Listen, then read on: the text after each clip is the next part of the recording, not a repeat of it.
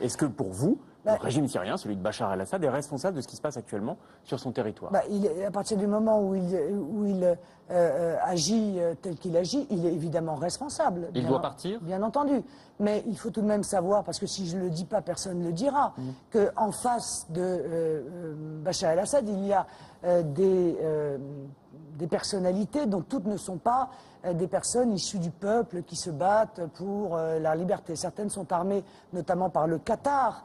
Et il y a donc des enjeux géostratégiques en Syrie qui ne sont pas uniquement les gentils contre les méchants. J'espère que le processus démocratique en Syrie pourra intervenir et que Bachar el-Assad ne sera pas remplacé par des fondamentalistes islamiques.